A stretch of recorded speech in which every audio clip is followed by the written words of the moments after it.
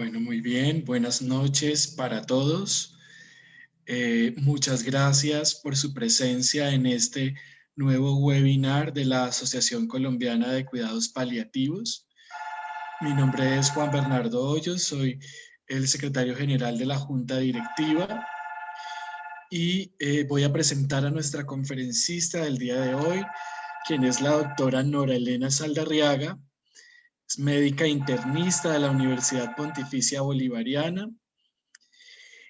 especialista en dolor y cuidados paliativos de la Pontificia Universidad Javeriana y del Instituto Nacional de Cancerología, con una pasantía en dolor y cuidados paliativos pediátricos en el Hospital Niño Jesús de Madrid, y trabaja como médica especialista en cuidados paliativos en el Hospital Pablo Tobón Uribe de Medellín.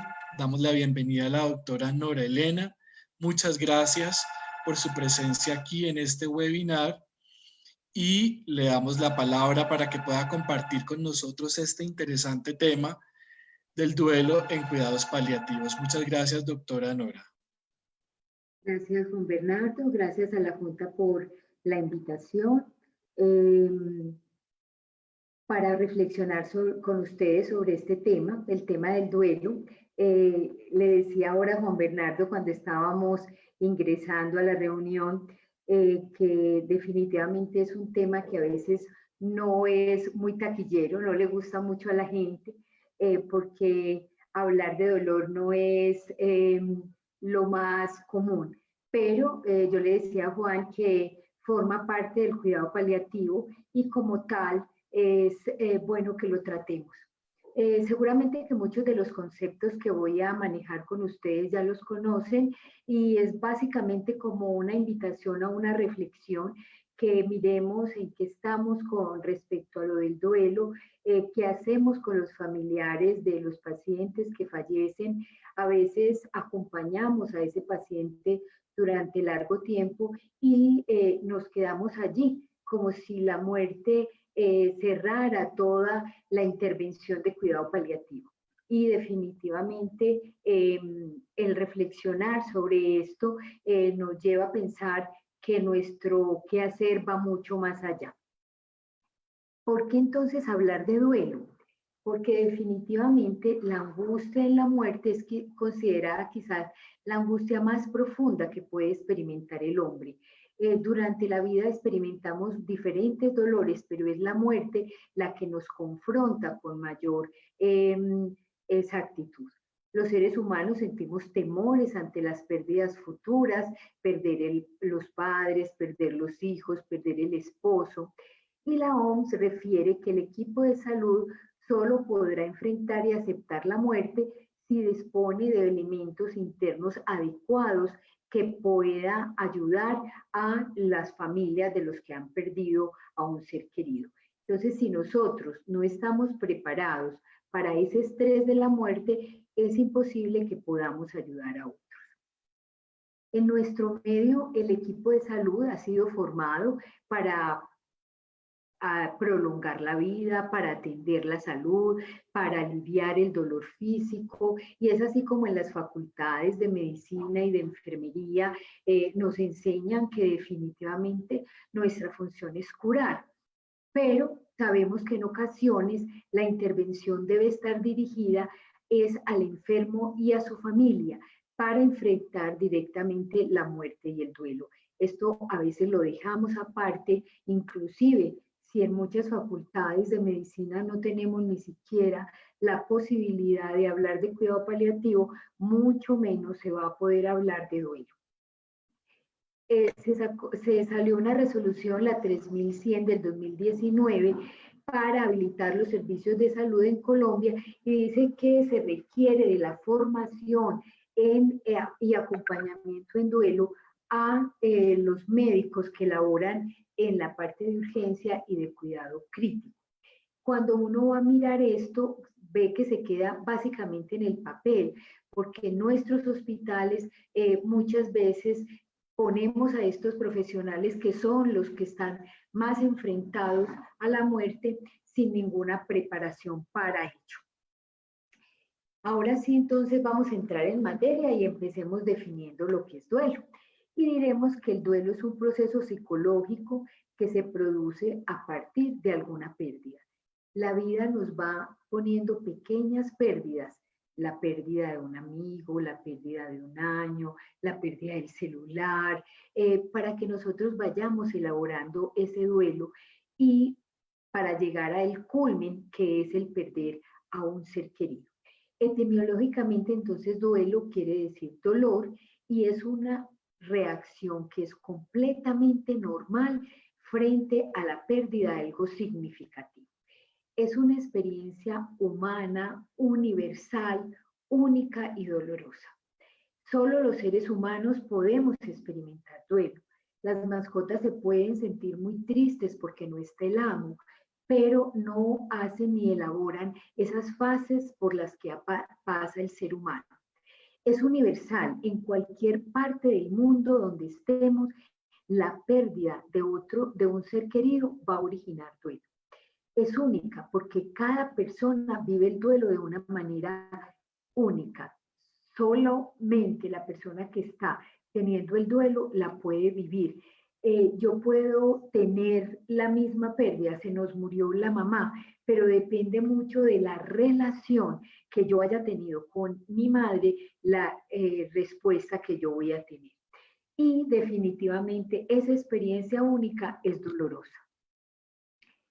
Se asocia a múltiples síntomas, tanto físicos como emocionales, y se necesita de un tiempo para llegar nuevamente al equilibrio normal. Muchos autores hablan y proponen diferentes fases de duelo, pero en todas ellas vamos a sentir exactamente lo mismo. Vamos a experimentar pena, dolor, a sentir miedo, ira, culpabilidad, resentimiento. Se puede experimentar apatía, desinterés, pero solamente cuando reaparece la esperanza se reconduce la vida. Los duelos pueden ser de diferentes formas o se pueden presentar por diferentes cosas.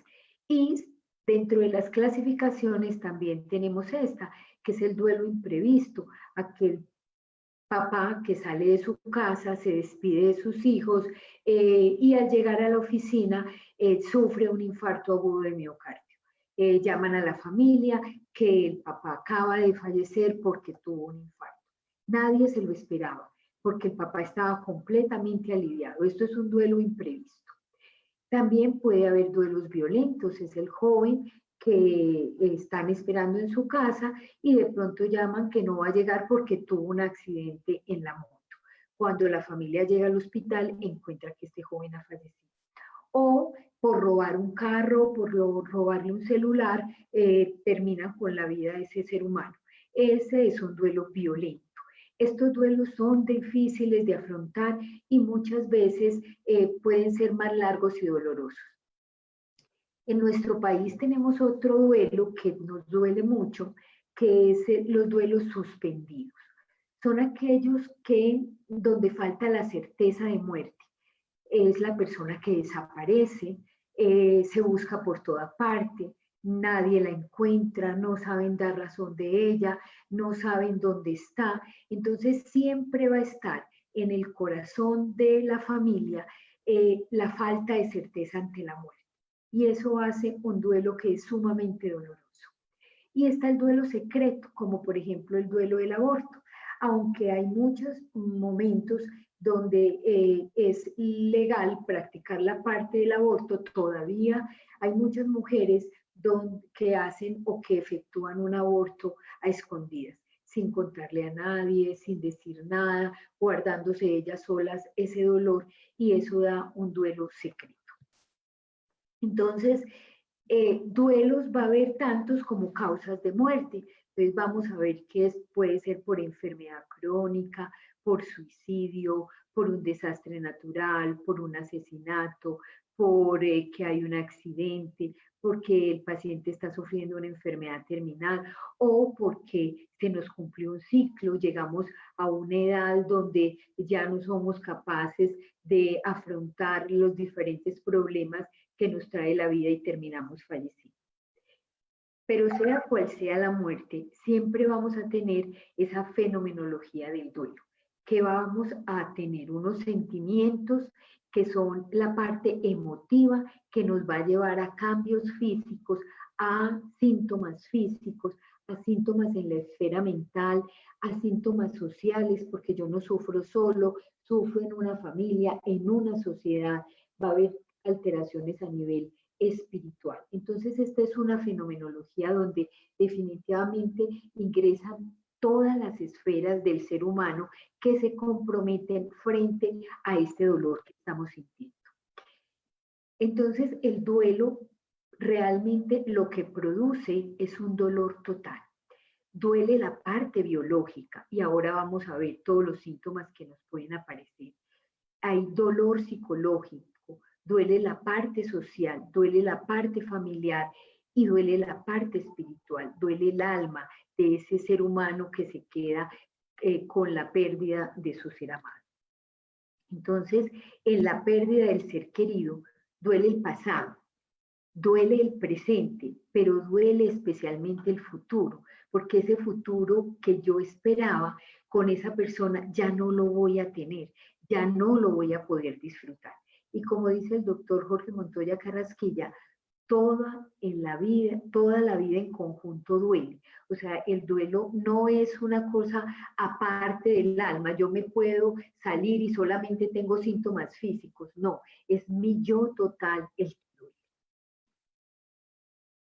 No fue sino hasta 1969 donde la doctora Kühler-Ross, en su libro De la muerte y los moribundos, nos hablaba de las 5 etapas del duelo.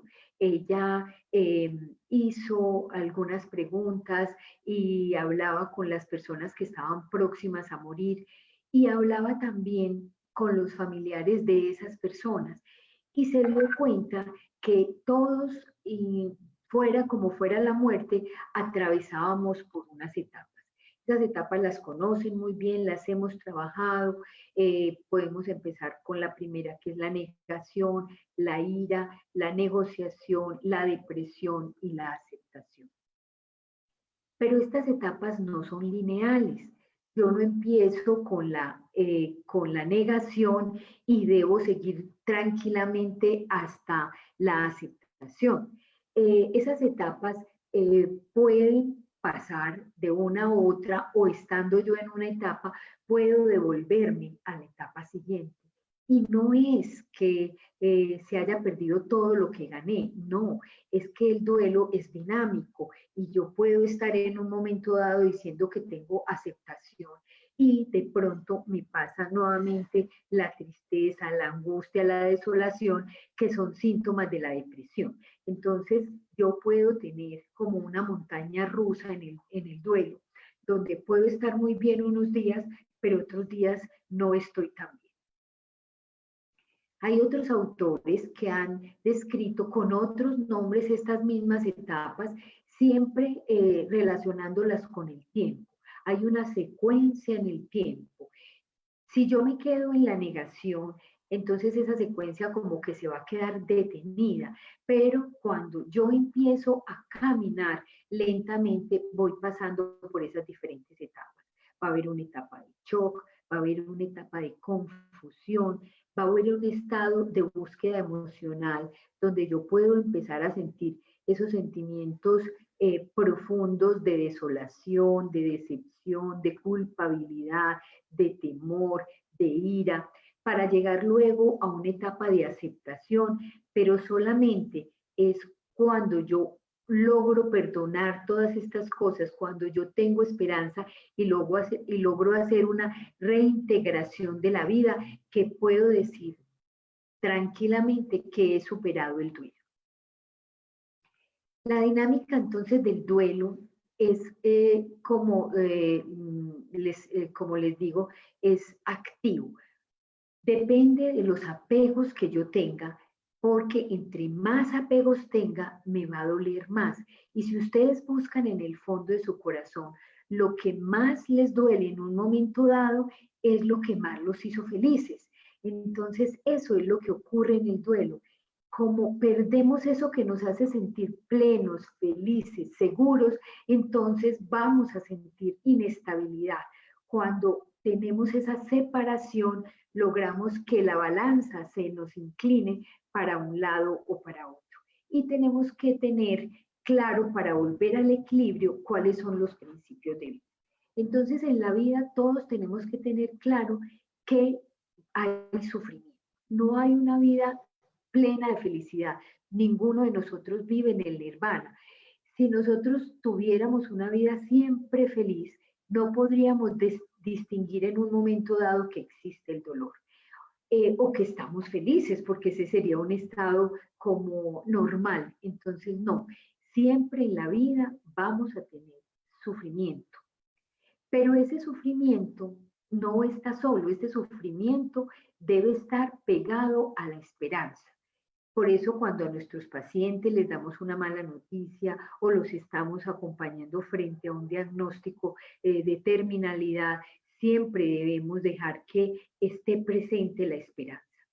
Porque si yo tengo la esperanza, voy a ser capaz de abrirme a la vida, a lo que viene nuevo, a lo que cambia, a las cosas distintas. Entonces, ese sufrimiento, esa esperanza y ese abrirme son los principios de vida que me van a hacer entender que la separación y el apego son extremos de una misma balanza y que yo tengo que llegar a equilibrar esa balanza.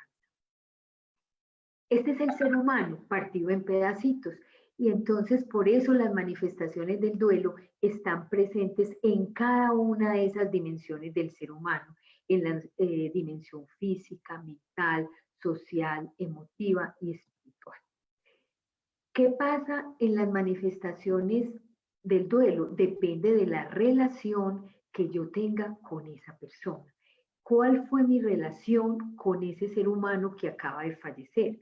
Cuando se mueren los padres, esa relación es de mi historia. Entonces, cuando se mueren los padres, se acaba la historia, se fracciona esa historia.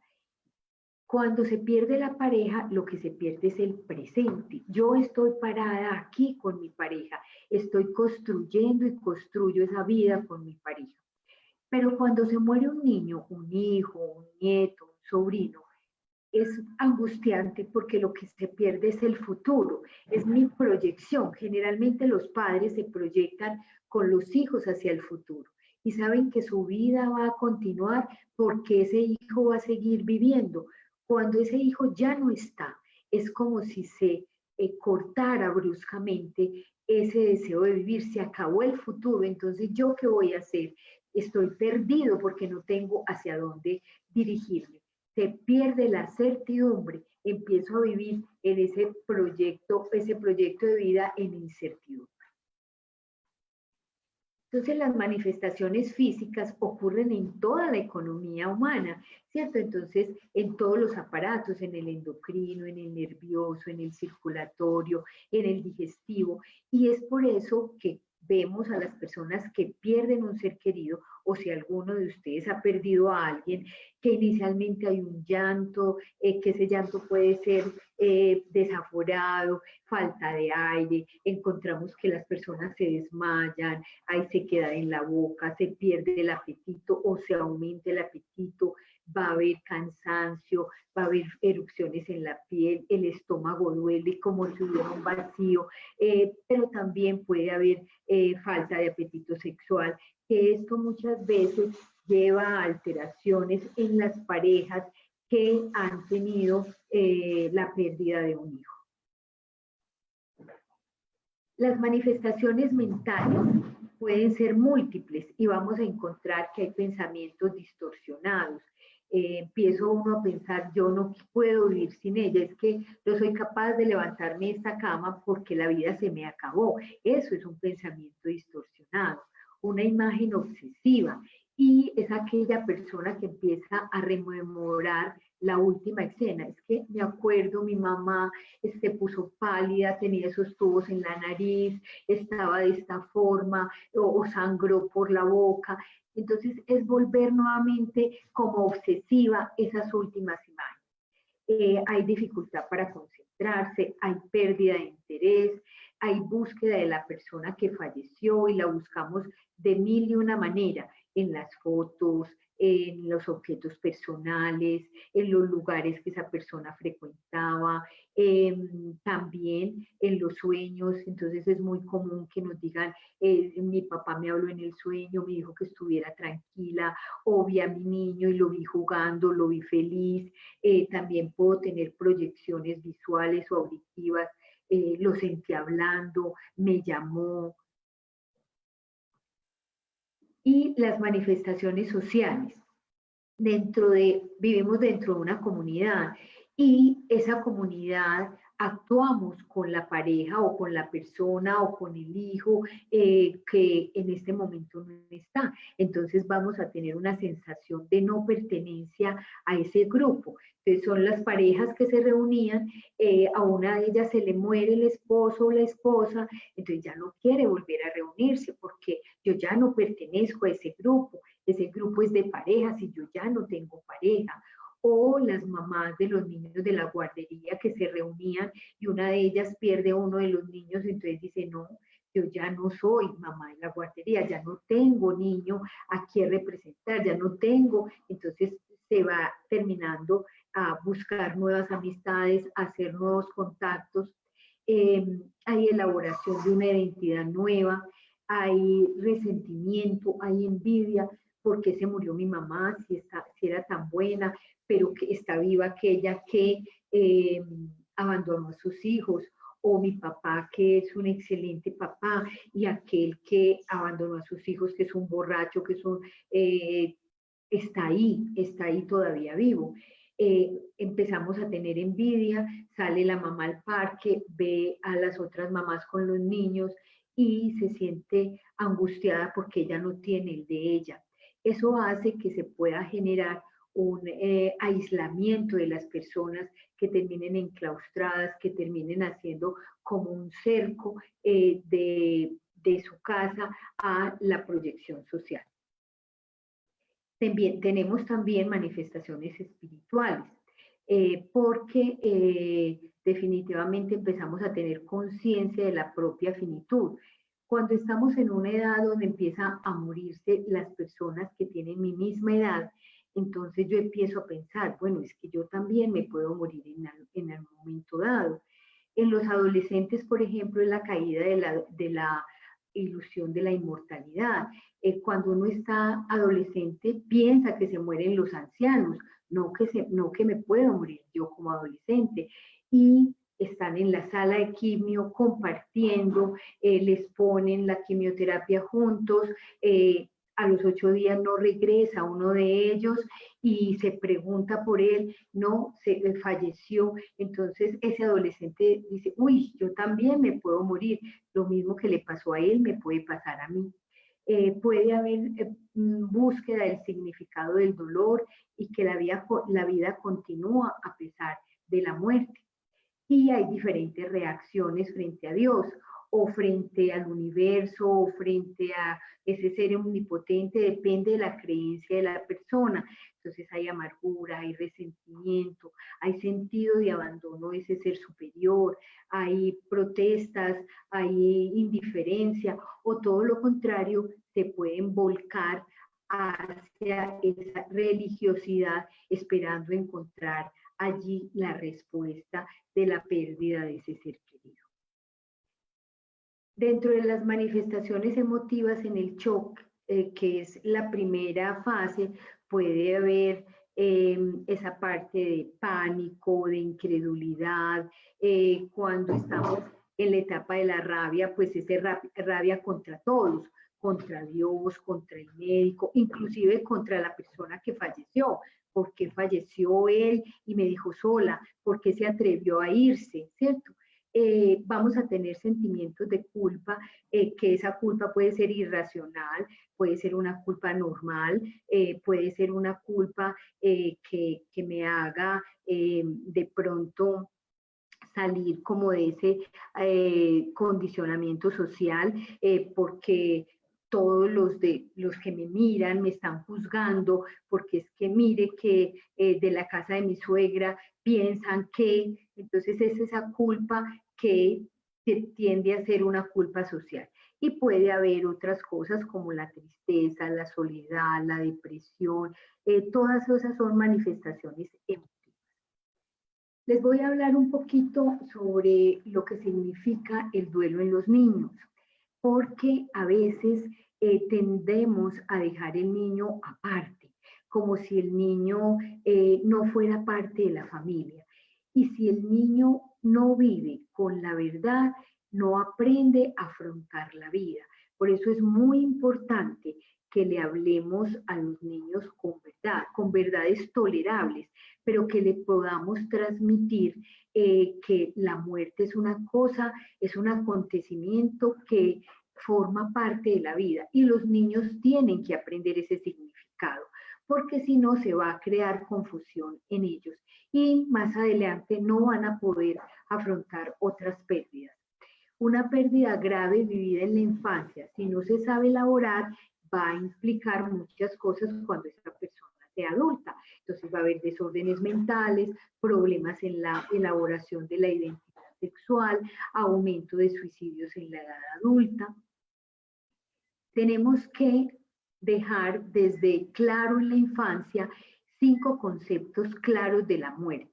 Primero, que es inevitable, le ocurre absolutamente a todos. Todo ser vivo se va a morir. Es irreversible, es permanente, es universal y tenemos que hablar del concepto de no funcionalidad. Entonces, esos son los 5 conceptos que debemos trabajar con los niños para que entiendan de una manera clara la parte del duelo. La noción del duelo en el niño depende de la edad. Un niño menor de 3 años no comprende mucho el significado de la muerte y de pronto el decir cerró los ojos, ya no está, no nos va a acompañar, para ese niño es suficiente. Un niño de 3 a 5 años, la muerte es un acontecimiento, primero que es temporal, es como una especie de sueño. Se quedó dormido profundamente, pero va a volver. O sea, esa muerte no es irreversible. De los 5 a los 9 años, la percibe como un acontecimiento que es definitivo, pero no como un acontecimiento que le pueda acontecer a él, sino que le va a pasar a los demás. Después de los 10 años, ya la muerte es un acontecimiento inevitable y es absolutamente para todos. Y lo más importante, se asocia al cese de las actividades físicas. Entonces, tenemos que saber en qué etapa se encuentra el niño para poder hablar con él. Hay algunas preguntas que vamos a ir respondiendo. Entonces, ¿cómo le contamos al niño? Si debe saber el niño cuando el paciente tiene una enfermedad que puede acabar con su vida, qué no le debo decir, todo se lo debo contar. Entonces, definitivamente lo primero, ¿cómo le puedo comunicar al niño? Tengo que hacer que ese niño se sienta acogido, con mucha dulzura, con mucho afecto, con serenidad. La noticia se le debe dar a la persona más cercana. Se le murió su mamá, entonces es su papá el que va a dar la noticia. Se murió el papá, entonces es la mamá. Es el que se murió el abuelo, entonces la mamá o el papá o los dos, los que se sientan con el niño a dar esa noticia. Utilizar palabras sencillas, utilizar todo el tiempo que el niño requiera para entendernos la información. Tenemos que estar dispuestos a repetir muchas veces lo mismo y no poner palabras en la boca del niño que él no nos ha preguntado. Entonces no creemos preguntas. Si el niño pregunta, es capaz de entender, pero si no nos pregunta sobre ciertas cosas, no tenemos que ahondar. Entre más sencillo le demos la información, será mucho mejor. ¿Cómo puedo comunicar al niño la muerte o la enfermedad de una persona? Entonces nos debemos preparar para dar esa noticia, sentarnos en un lugar tranquilo, sentarnos cómodos, abrazarlo si es posible, tomarlo de las manos, mirarlo a los ojos e irle contando poco a poco el acontecimiento. Decirle que ese ser querido acaba de fallecer, pero no utilizar eufemismos que lo que pueden es producir mucha abandono en los niños. No, tu abuelito se fue para un viaje largo, o tu papá se fue para un viaje largo, va a empezar a pensar, ¿por qué me abandonó? ¿Por qué me dejó solo? ¿Cómo que un viaje? No, tenemos que llamar las cosas por lo que es.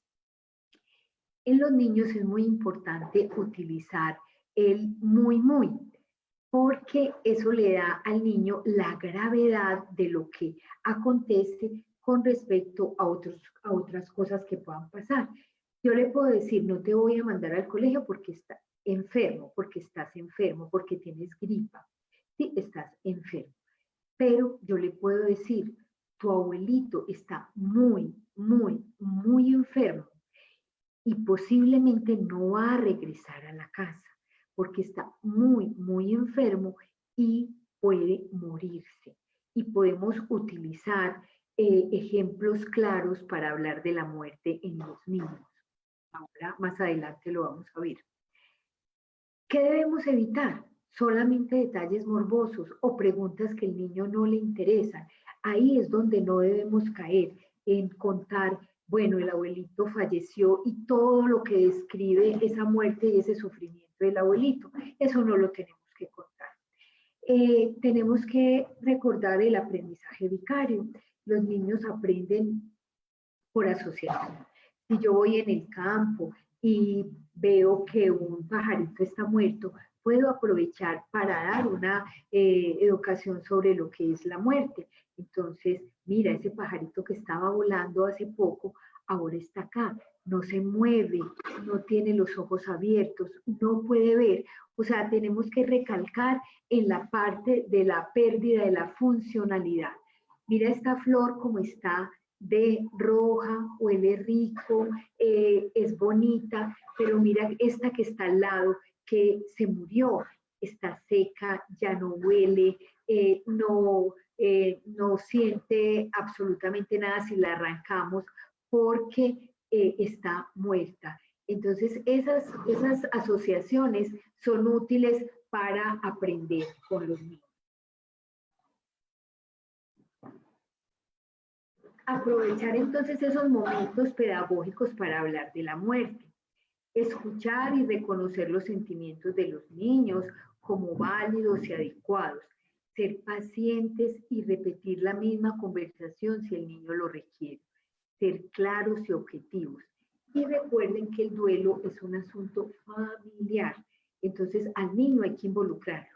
No lo llevemos a la Eucaristía porque no puede ver que se le queda el recuerdo de la abuelita que se murió. No puede ver lo que está en el ataúd porque no podemos hablar que esas son las cenizas del abuelo.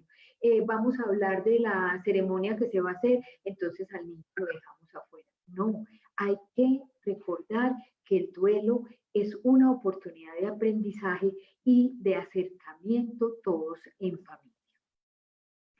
Podemos tener duelos anticipatorios, duelo, que es aquel donde el familiar tiene una enfermedad larga, debilitante, entonces el cuidador empieza a elaborar y el médico tiene la responsabilidad de irle diciendo cómo está su familiar y podemos ir hablando a futuro que esa persona va a fallecer.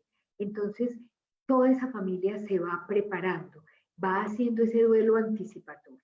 Y aunque nunca estamos preparados para la muerte, sí hay muchos caminos que se pueden ir recorriendo desde antes. Puede haber un duelo normal, un duelo retardado, un duelo crónico o podemos tener duelos patológicos. Ahora con la pandemia muchos de los duelos son patológicos porque no se pudo elaborar todos estos duelos anticipatorios porque no hicimos la parte de los rituales que lo vamos a ver más adelante y hace que se quede ese duelo ahí y que todas esas manifestaciones se vuelvan en procesos patológicos. Hay varias tareas que existen en el duelo y que nos tenemos que proponer cada una de las personas que acompañamos.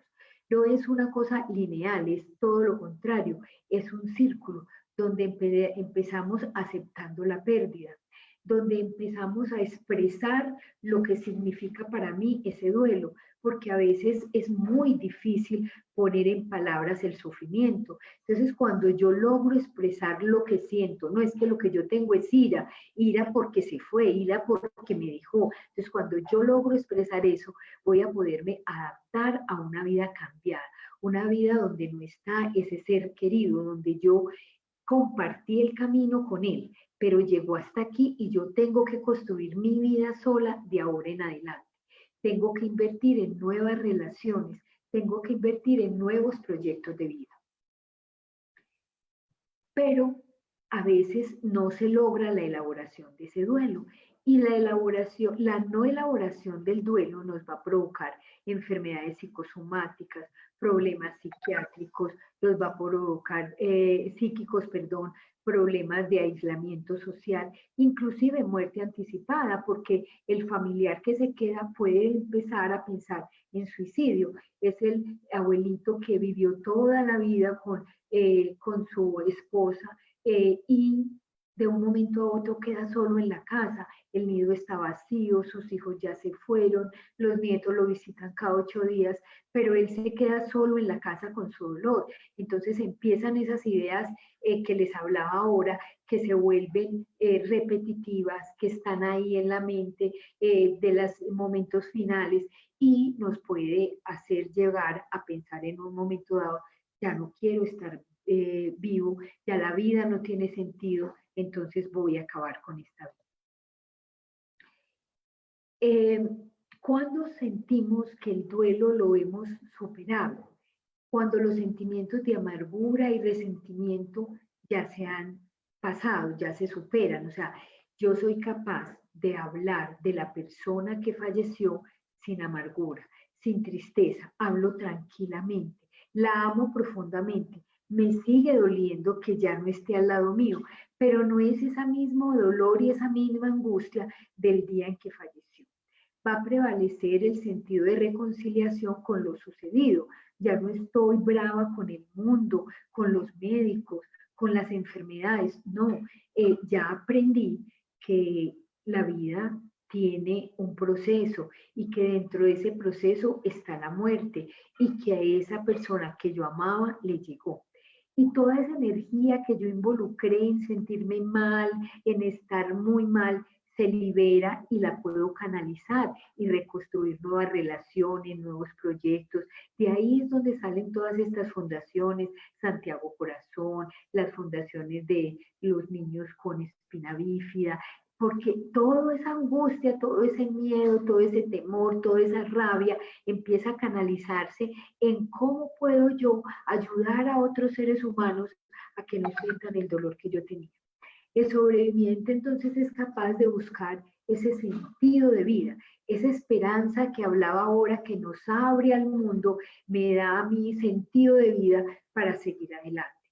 Yo recuerdo ese ser querido, pero ya no sufro, ya no lloro, ya puedo hablar de él tranquilamente y recordar, sí, mi papá falleció. Es muy triste que no lo tenga, pero todo lo que aprendí de mi papá, entonces ya lo hago sin amargura. Y hay 3 acciones coordinadas que nos sirven para madurar ese duelo.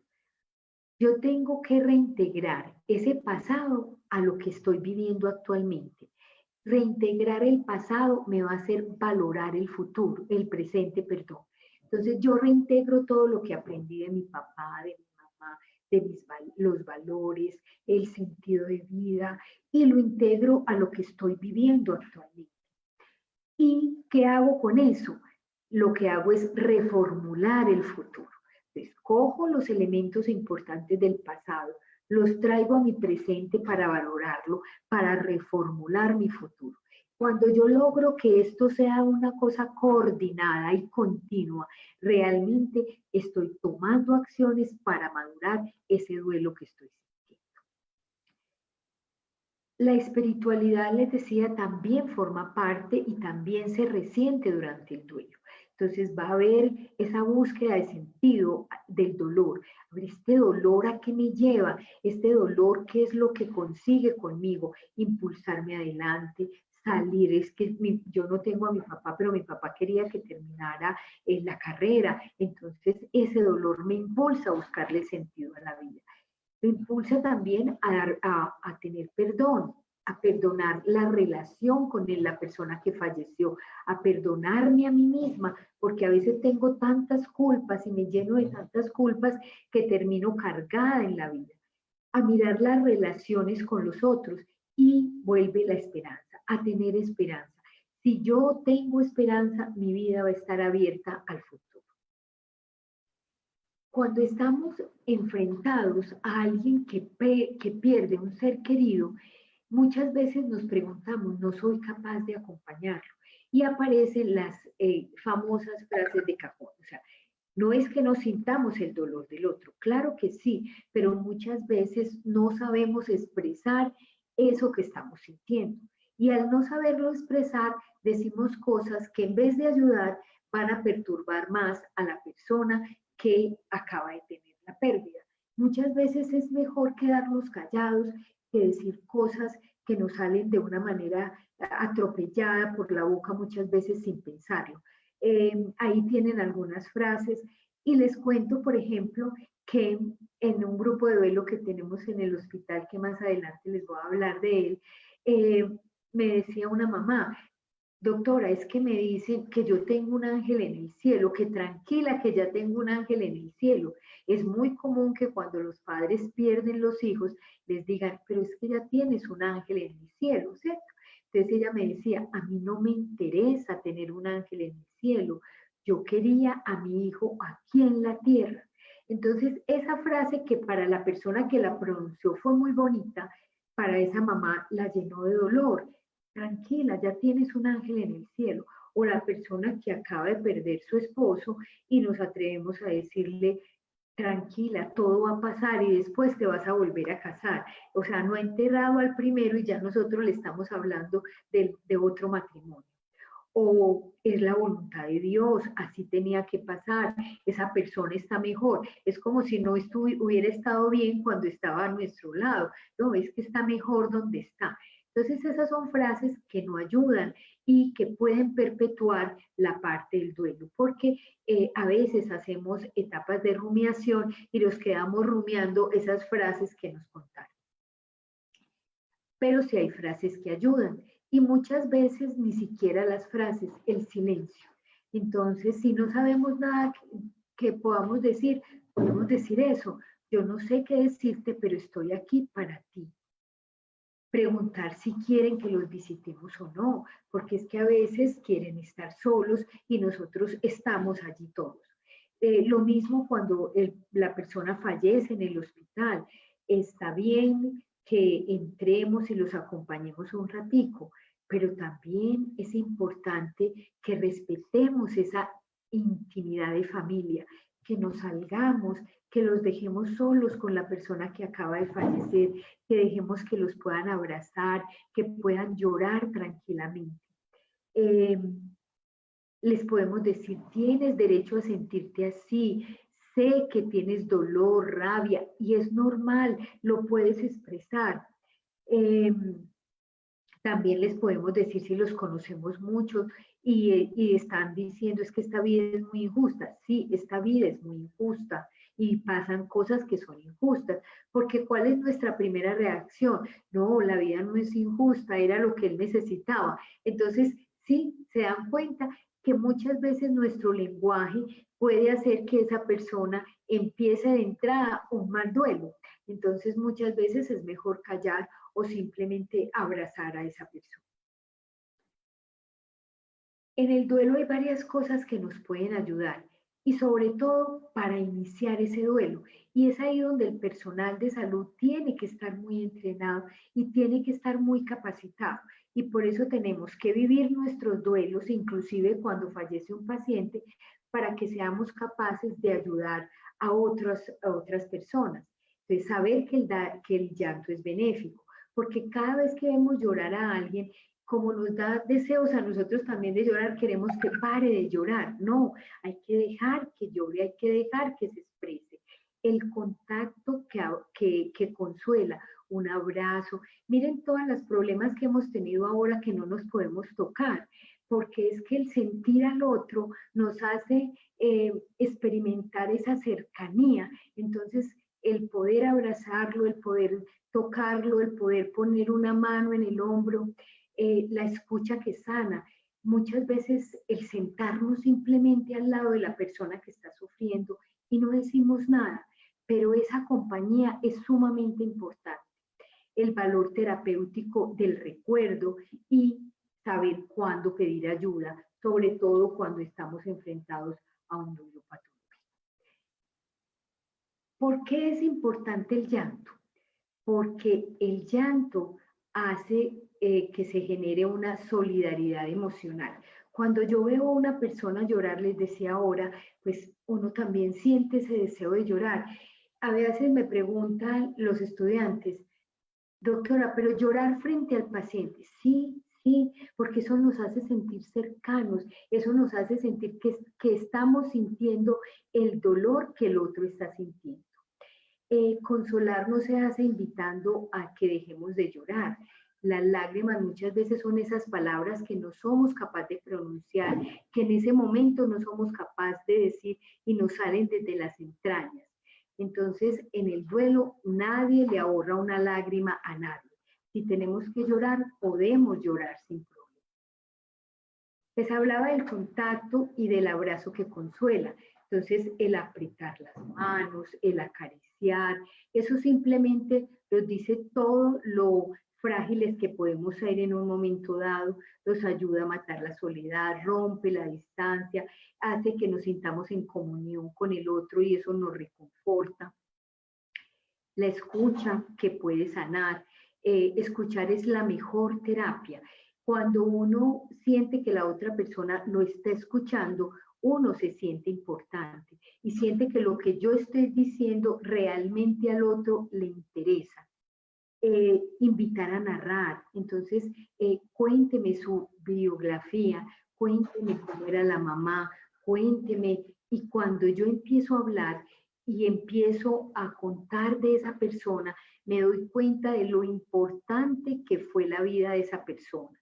Le pongo nombre y elaboro algunas cosas que tengo en el interior, como la culpa. Entonces puedo narrar y puedo decir, es que no lo traje a tiempo, y yo darme cuenta que lo que él está sintiendo en ese momento es un sentimiento de culpa y lo puedo acompañar en él. El valor terapéutico del recuerdo, porque es que el recuerdo trae el pasado al presente, cubre el vacío de esa pérdida y lo que es más importante, va a ayudar a poner esa persona que yo amaba en un lugar adecuado en el corazón. Por eso las personas que fallecen se pasan de vivir a nuestro lado a vivir en nuestro corazón y eso lo logramos con el recuerdo. Y yo ya soy capaz de hablar de esa persona porque está instalada en mi corazón y de ahí nadie me la va a sacar y de ahí nadie la puede dañar. Entonces definitivamente eso me va a ir sanando.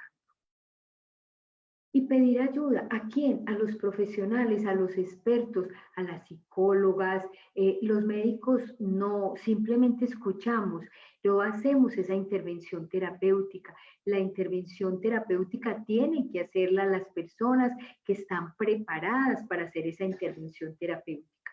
Nosotros hacemos grupos de mutua ayuda, donde definitivamente nos sentamos y todas las personas empezamos a compartir el dolor, la soledad, empezamos a compartir la situación que estamos viviendo y de esta forma, entonces, nuestro dolor cada vez va a ser menor.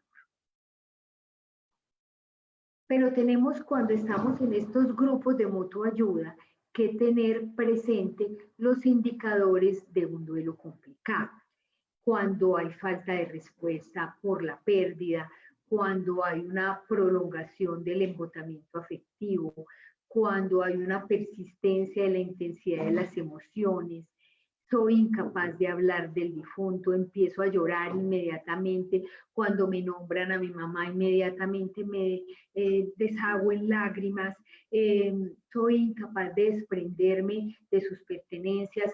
Nosotros teníamos en el grupo de duelo una mamá que nos decía, tengo la habitación exactamente como cuando saqué al niño para el hospital. Entonces, no permito que me regalar un solo zapato ni una camisa. El televisor está en el mismo programa que él veía, en el mismo canal, lo enciendo a la misma hora. Eso nos tiene que alertar. Eso es un duelo patológico. Cuando persisten esos síntomas físicos, es que yo todavía tengo esta taquicardia, este dolor que me consume, tengo todavía este temblor. Esos síntomas me tienen que hacer pensar, esta persona está atravesando un duelo patológico y yo la tengo que remitir o la tengo que aconsejar que vaya donde un psicólogo o donde un psiquiatra. El abuso de sustancias. Entonces, inicialmente en el duelo puede ser normal que la persona se tome un trago porque eso la hace sentir bien o la hace ayudar a recuperar o hablar de sus emociones. Pero cuando eso se vuelve rutina y ya se empieza a ver un abuso, también es un signo de alarma. Y la historia de depresión también hace que tengamos más posibilidades de llegar a un duelo complicado. Ese personal de salud, tenemos que tener como personal de salud nuestros duelos resueltos. Yo no soy capaz de dar lo que no tengo. Yo no puedo ayudar a una persona a que elabore su duelo si yo no he podido elaborar mis propios duelos. Por eso es tan importante que cuando fallezca un paciente que nos cause angustia, podamos expresarlo, podamos hablarlo, podamos decir las cosas y poder hablar de los sentimientos que me genera. Porque yo tengo que ayudar a las personas en duelo y esos primeros momentos los van a ayudar en el transitar de este camino. El equipo entonces de salud puede ayudar a iniciar ese duelo de una manera calmada, con respeto, con tacto, con un lenguaje sencillo. Tenemos que ser capaces, esa persona que falleció acaba de ser mi paciente, pero es el papá, la mamá de esa persona que está al lado mío. Entonces, tengo que acercarme con respeto a ella. A veces por el correr le quitamos la cánula nasal, rápidamente queremos ya bajarlo a la capilla funeraria sin darle tiempo.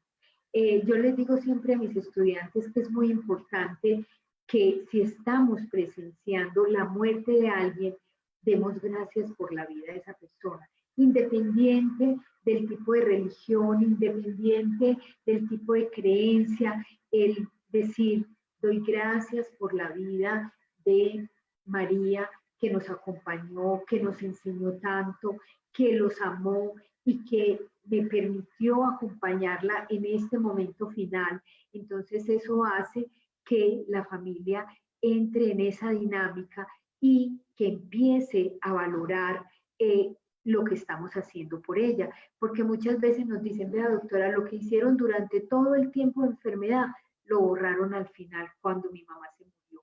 Claro, porque estamos corriendo, entonces tenemos que permitir que esas personas expresen sus sentimientos, que se cayó al suelo, que se tiró, que empezó a gritar, entendámosla, sentémosla, traigámosle un agua aromática, abracémosla, digámosla que le entendemos, que estamos con ella, que estamos dispuestos a ayudarle, a escucharla, y con eso solo estamos iniciando un buen día.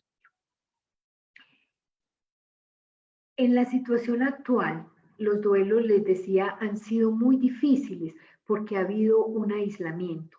Entonces esa persona que está enferma, que está aislada sola, que fallece sola, sin sus seres queridos y sin la oportunidad de realizar los rituales que se hacen, hace que el desarrollo del duelo sea más complicado. Entonces, aunque físicamente no haya compañía, no lo está viviendo en soledad, porque hay otras personas que comparten ese duelo. Y si yo busco un medio digital, un medio virtual para compartirlo, va a ser mucho más fácil.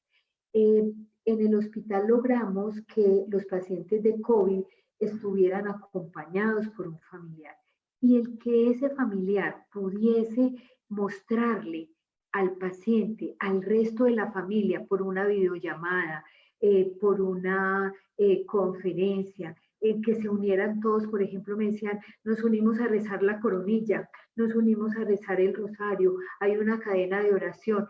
Eh, Eso hace que el duelo sea mucho más fácil. Y cuando ya esa persona no está, el reunirse por los medios virtuales, hablar de la persona, a contar anécdotas, a escuchar sus canciones favoritas, a ver las fotos, eso aporta porque ayuda a que ese duelo no se viva en soledad. Esta frase de Elizabeth Kubler-Ross, nuestros miedos no evitan la muerte, nuestros miedos lo que hacen es frenar la vida. Y vamos para terminar ya a hablar un poquito de los ritos. Es muy importante para el ser humano colocar de manera simbólica las cosas que muchas veces no somos capaces de expresar. El novio que llega con un ramo de rosas porque no es capaz de pronto decirle a esa persona que la ama, ¿cierto? O cuando damos una nota pidiendo perdón por alguien que ofendimos. Entonces, todos esos símbolos hacen que en algún momento podamos expresar lo que es más grande para nosotros, el amor, el orgullo y el dolor.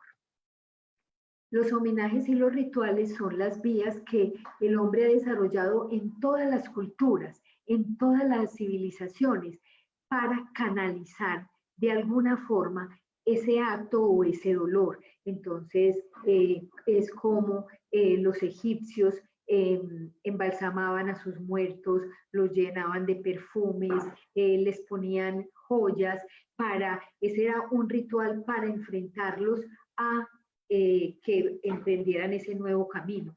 Entonces, canalizamos por una simbología todas esas cosas que estamos sintiendo en un momento dado. Por otro lado, a través de los homenajes y de los ritos, podemos hacer partícipes a la comunidad que siente el dolor de esa familia y a unir también a la familia. Eso no solo nos sirve para esconder porque en este momento, ¿qué pasa con el dolor? El dolor se trata de esconder, de que esté más privado, de que nadie se dé cuenta, de que está. Entonces los ritos nos permiten romper eso, nos permiten romper y decir definitivamente hay lazos que unen la comunidad y que nos acogen con lo sucedido. Necesitamos de ceremonias que alivien la angustia y la irrupción de la muerte. Ahora les decía, por mucho que nos tengamos un duelo anticipado, nunca vamos a estar preparados para la muerte y la muerte siempre nos va a generar una sorpresa. Entonces, cuando ocurre, quedamos con esa sensación de vacío, de descontrol, que nos va a dar cierta angustia. Entonces, cuando hacemos estos ritos, compartimos el dolor y va a ser mucho más fácil. Los homenajes, entonces, permiten que el duelo se canalice y tienen mucho que ver no solo con el compartir, sino también para simbolizar la parte del dolor. Y esa simbología, va a tener un acto especial en nuestra sociedad, por ejemplo, los actos funerarios, las ceremonias religiosas, las reuniones, y eso tiene mucho que ver con la cultura. En otros lugares, por ejemplo, se toma licor, se contrata a alguien que llore por la persona que falleció. En Estados Unidos, por ejemplo, se lleva comida, todo el mundo come, hacen una cosa especial. Entonces, cada sociedad tiene la forma de expresar su rito, pero es muy importante lograr hacerlo. Tan importante como organizar algo que involucre a la familia o a los amigos, realizar un viaje juntos, soltar globos, hacer una reunión donde hablemos de las canciones que más le gustaban.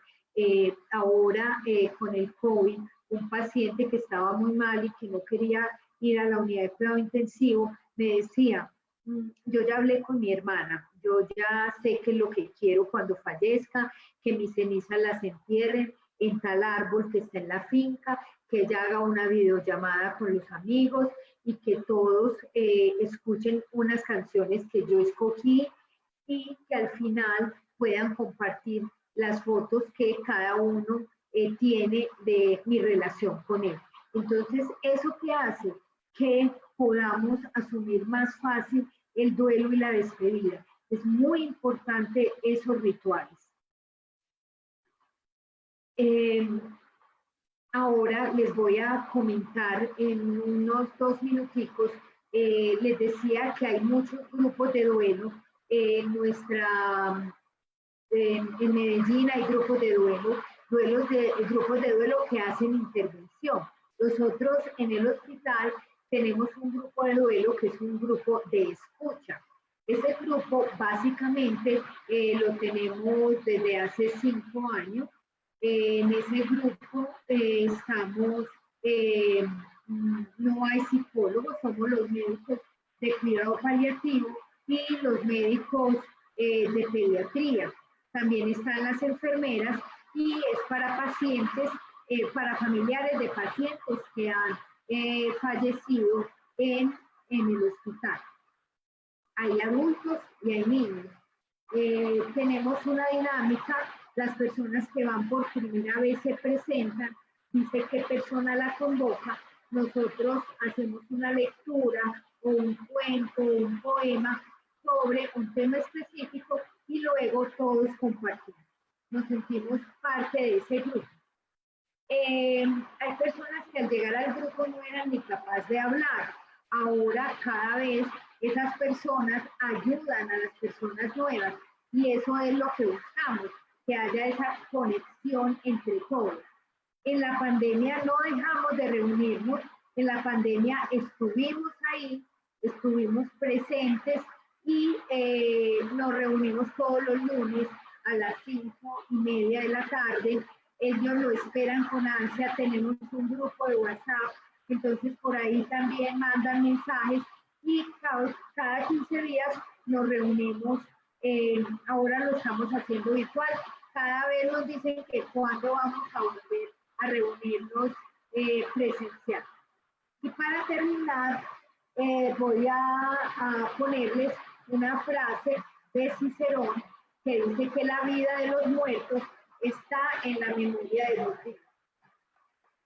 Quisiera, antes de las preguntas, si las hay, que escuchemos una canción que tiene toda la intención del cuidado paliativo. Y es que definitivamente tenemos que vivir. Y esa es la intención de esta canción que les voy a poner.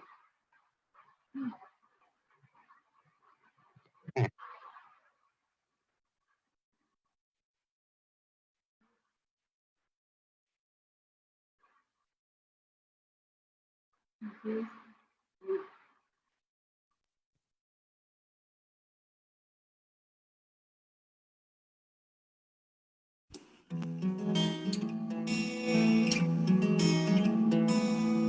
no hay que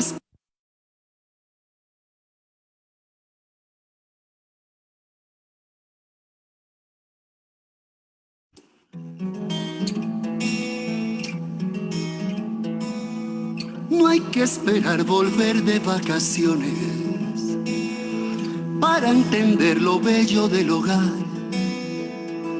Los vicios entre dos, las erupciones de una mujer desnuda en un altar.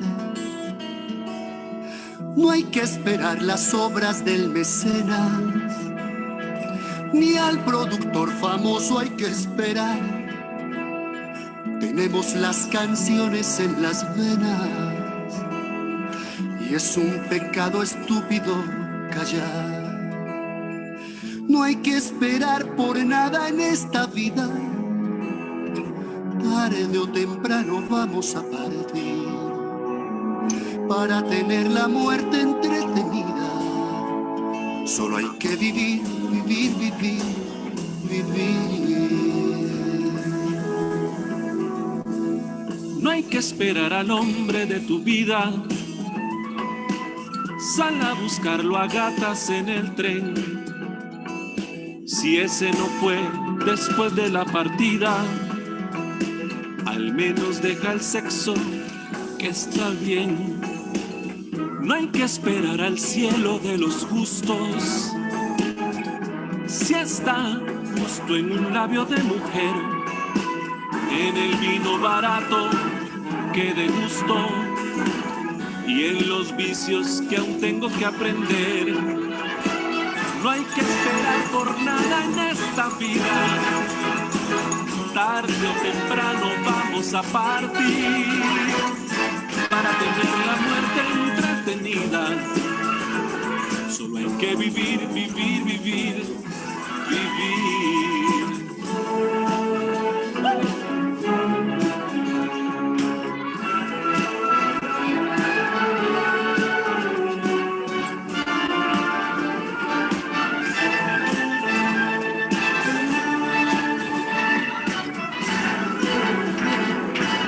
No hay que esperar juntar unas monedas.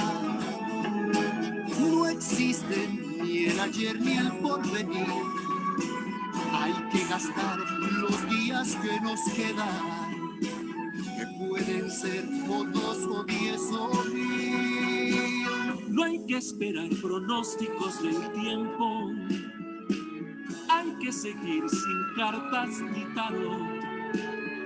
Mirar atrás es un error violento, o que lo diga la mujer de Lot.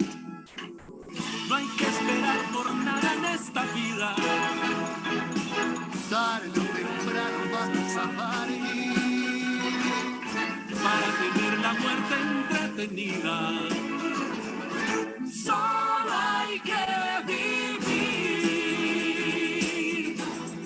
Solo hay que vivir. Solo hay que vivir. Solo hay que vivir. Solo hay que vivir. Solo hay que vivir.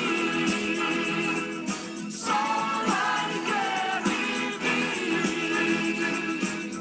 Para tener la muerte entretenida. Solo hay que vivir, vivir, vivir, vivir.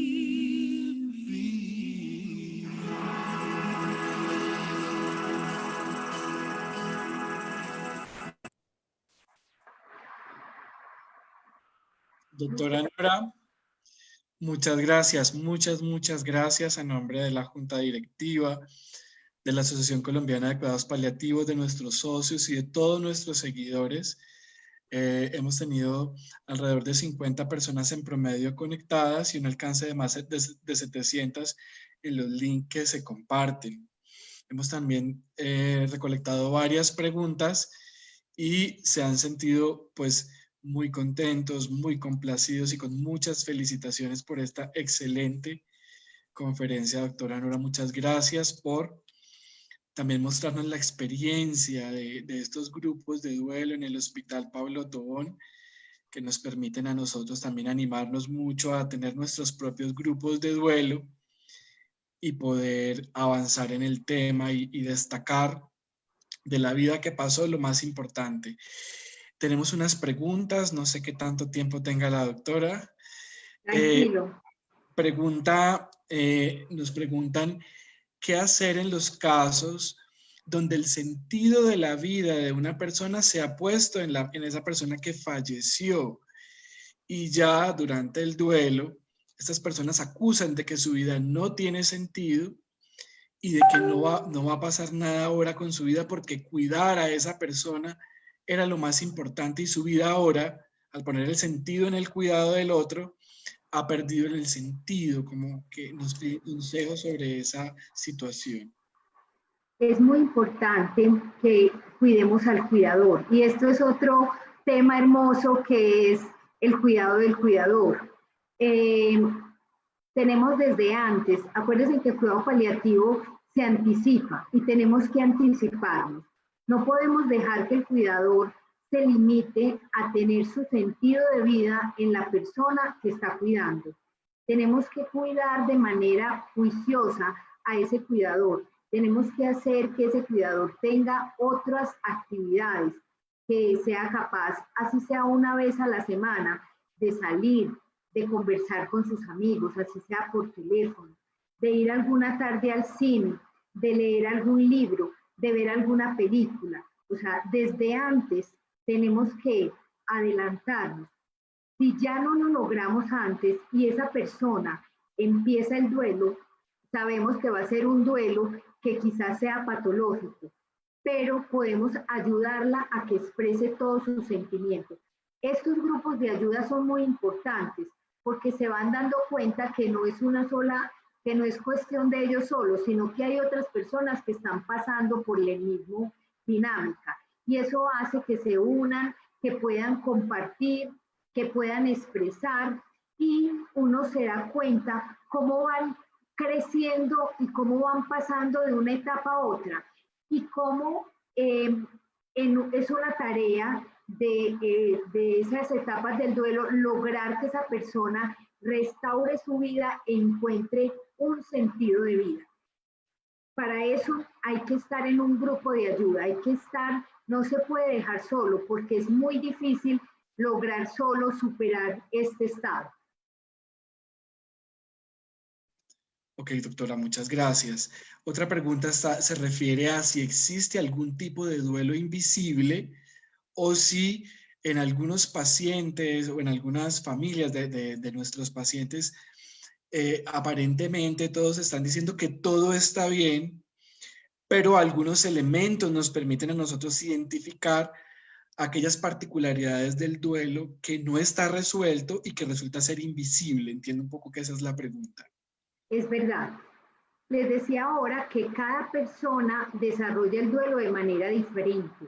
Entonces es muy común que en la misma familia todos estén en etapas de duelo distintos. Y a veces eso trae conflictos porque el uno llora y el otro dice, no, es que no entiendo por qué está llorando todavía. Entonces tenemos que hacerles entender que cada uno va a vivir el duelo de manera distinta.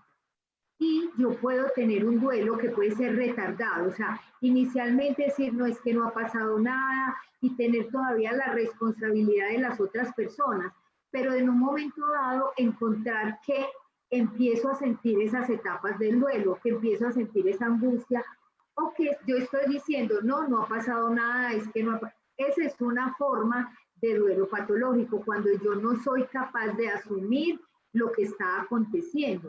Entonces yo tengo que buscar ayuda para esa persona o decirle, mira, puedes expresar tus sentimientos, es normal que ahora te sientas así, como si no hubiese pasado nada, pero recapacita, realmente no ha pasado nada. Esa persona que falleció, ¿qué significaba para ti? Y cuando uno empieza a hablar, ellos empiezan a expresar y empieza esa lluvia de cosas, de sentimientos que hay adentro. Por eso les decía que es tan importante el rememorar las cosas, el que sean capaces de hablar de las cosas pasadas, porque eso trae el duelo al presente y la persona es capaz de empezar a sacar esos sentimientos. De acuerdo. Otra de las preguntas es las mejores palabras en el duelo inmediato, pero eso lo vimos durante la presentación que vamos a poder tener en Facebook si la quieren repetir, y también en nuestro canal. Otra de las preguntas es las estrategias frente a los agresores en duelos inmediatos. Entonces creo que estaban contando una historia de una familia a la que se le da la noticia de que ha fallecido un paciente y la reacción de ellos es agredir al médico, agredir verbal y físicamente al médico que da la noticia. Entonces esto pues es muy grave porque se sale de todo contexto y el médico puede en ese momento ser una víctima de violencia, ¿no? Entonces Y no preguntan. podemos dejar que eso ocurra, ¿cierto? Entonces, uno a veces tiene que contener a esas personas, las tenemos que entender. No es contra el médico, es contra la situación. Por eso les decía, no se angustien cuando les digan cosas, cuando los insulten, porque no es contra ustedes, es la situación lo que las está llevando a eso. Pero eso no quiere decir que podamos dejar que se agreda al médico. Entonces hay que contenerlos. En ese momento hay que llamar a alguien de seguridad, hay que proteger al médico y entender qué es lo que está pasando en la situación, lograr que esas personas se calmen y ya después entrar a dialogar con ellos. Mientras no estén calmados es imposible. Es distinto a la persona que se tira al piso, que llora, que grita, que se jala el pelo. Esa persona es más fácil de contener que la persona que tiene manifestaciones agresivas, porque definitivamente no podemos dejar que agrede a nadie el personal de salud, ¿cierto? De acuerdo. Otra de las preguntas dice, respecto a los niños, ¿nos recomiendas hacer el acompañamiento conforme el niño vaya preguntando por iniciativa? Es una de las preguntas que existe. O si debemos tomar la iniciativa. Sí, uno debe tomar la iniciativa. Mira, la parte, les decía que alejan a los niños. Entonces uno muchas veces tiene una mamá que está con un cáncer avanzado, que está con metástasis pulmonares, que está en muy malas condiciones, que sabemos que en cualquier momento puede fallecer. Tiene niños de 8 o 10 años y uno pregunta, ¿y qué saben los niños de la enfermedad? Ah, no, nada, ellos saben que la mamá está enfermita, pero no más. Entonces, inmediatamente hay que decir, esos niños deben venir, tenemos que hablar con esos niños porque hay que prepararlos para el acontecimiento que va a pasar. Entonces hay que contarles y ahí es donde utilizamos el muy, muy, cuando tu mamá está muy, muy enferma, ¿sí? Y cuando los niños, cuando yo inicio la conversación, vamos a obtener que los niños nos pregunten y nosotros vamos a ir respondiendo las preguntas, ¿cierto? Entonces mi mamá se puede morir. Los tíos, los abuelitos ahí mismo dicen, no, no hablemos de eso. Tenemos que enseñarles que tienen que decir, sí, la mamá se puede morir, está tan enferma que se puede morir. Y al morir, ¿qué va a pasar? Ya no puede ir a la casa, no te va a poder abrazar, porque tenemos que empezar a hablar de la pérdida de las funciones, ¿cierto?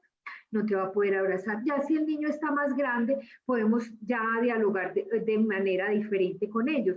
Pero es muy importante, muy, muy, muy importante que el niño empiece a involucrarse desde la enfermedad del ser querido y cuando es un duelo violento, un duelo precipitado, que no lo esperábamos, hay que sentarnos inmediatamente con el niño y les decía a la persona que tenga más confianza con el niño, con el que el niño se sienta más tranquilo y contarle lo que acaba de pasar y esperar las respuestas, las preguntas del niño para ir respondiendo lo que él nos va a preguntar.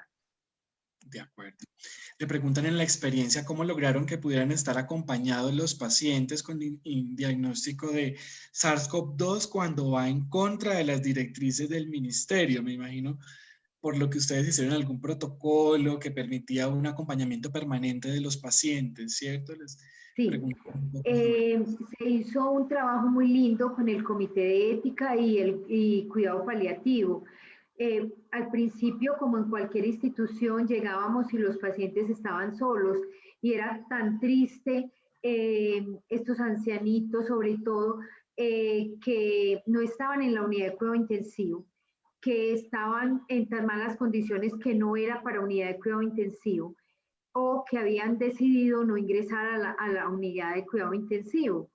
Entonces se empezó un trabajo con ellos donde se dejaba quedar un familiar todo el tiempo. Ese familiar se hospitaliza con el paciente, ¿sí? Y se queda allí todo el tiempo, día y noche. Pero da la posibilidad de que ese familiar sirva de puente con el resto de la familia.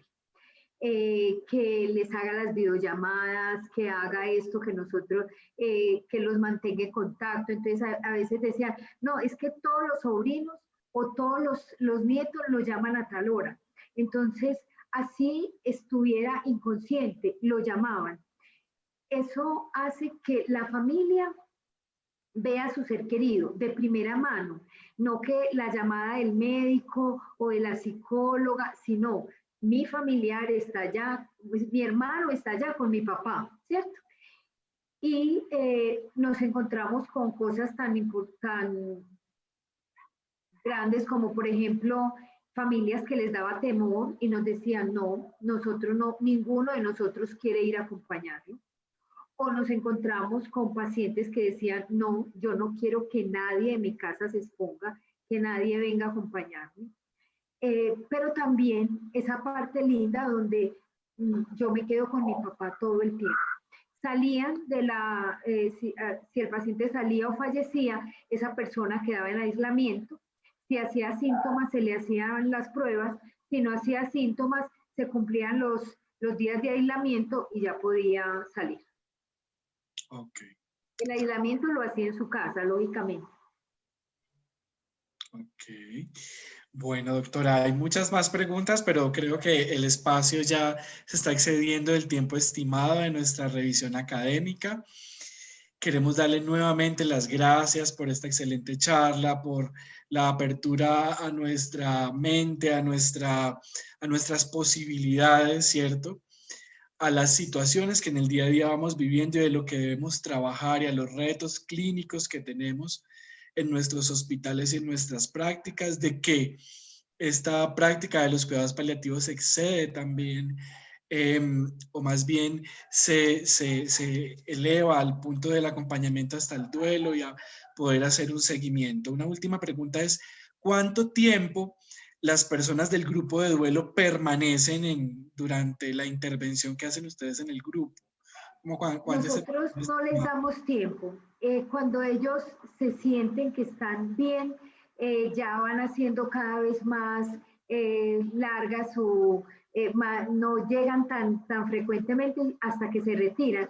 Pero es muy lindo porque hasta niños arcoíris tenemos en el grupo y tenemos personas que iniciaron desde que empezamos hace 5 años y todavía están allí, no porque no hayan superado el duelo, sino porque se sienten responsables con las personas nuevas que llegan. Entonces cuentan su historia.